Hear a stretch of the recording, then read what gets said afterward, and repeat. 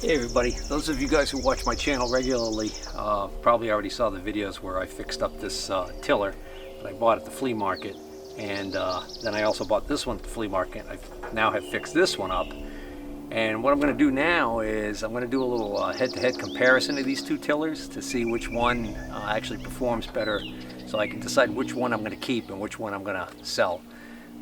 This one here is a Troy bilt, but it's actually made by the Garden Way company, which is a company that I think is either owned by Murray or Murray owns them. But Garden Way is part of a conglomerate of power equipment companies that have been swallowed up by name. So Troy bilt is no longer anything like what it used to be way back when they made like the original iron horse tillers. So this is a Troy bilt Murray Garden Way tiller with a Tecumseh TC2 two-stroke engine on it.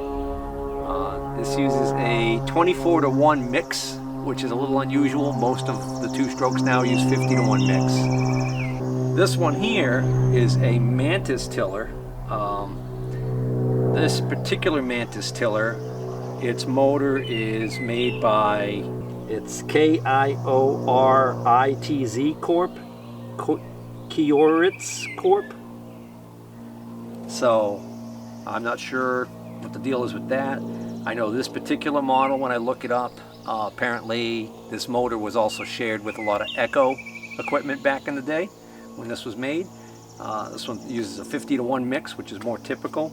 They also, my understanding is the Mantis tillers also were offered with Honda engines. So you could have a Honda two-stroke or one of these two-strokes. So I'm going to compare these. I'm going to look at a few different things. I want to see ease of starting when cold, ease of restarting when hot, general performance, overall sound, how loud they are, and just general ergonomics as far as like the weight. I already can tell immediately that this unit here is significantly heavier than this one. Both of these suffer from the problem of not being able to stand up on their own.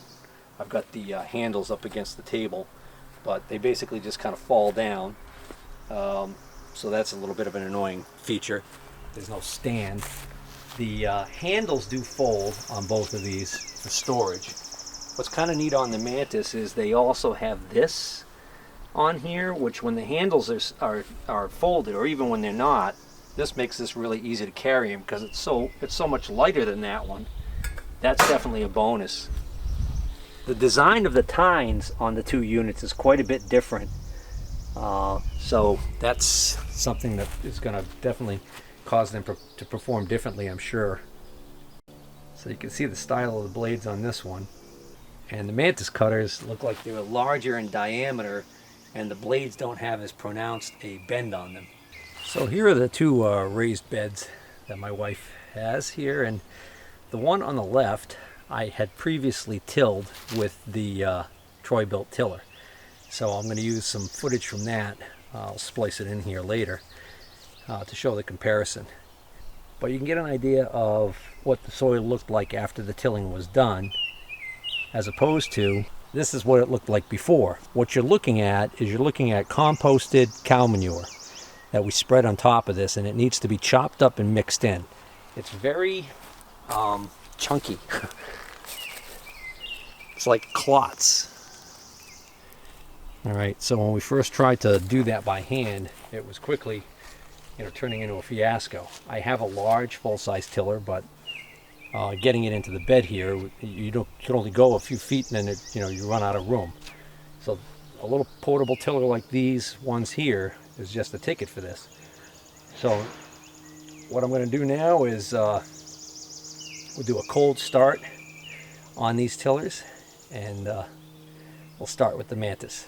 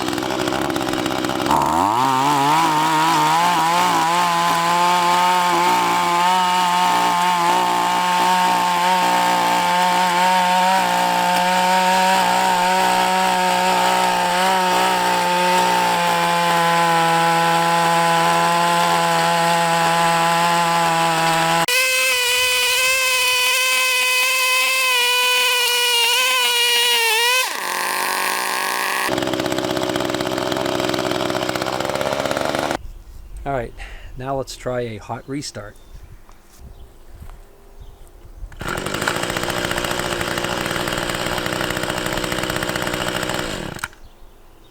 I'm going to do a cold start on the Troy bilt.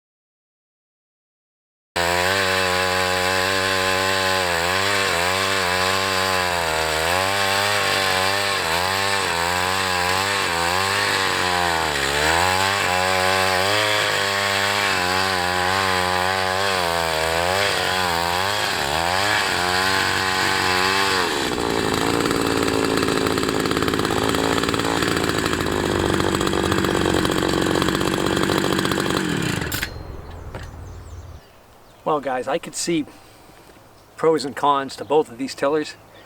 We start with the Troy bilt tiller. The Troy bilt tiller is quite a bit heavier, and for that reason, because it doesn't have that handy handle on it, it's a little harder to pick up and carry around, and pick it up over and bring it into the bed, that kind of stuff.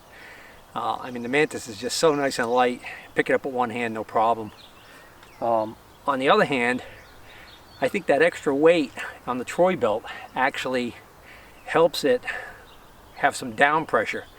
So for instance, I can till going forward and it'll start to dig in and go down in. If the soil's really rough and the conditions are rough, you get to pull backwards and let it dig in, and then pull backwards. But I think they even tell you that in the owner's manual on these tillers. With the Mantis, you have to almost constantly just let it dig in, hold it still so it digs in, and then pull back slowly and let it work its magic.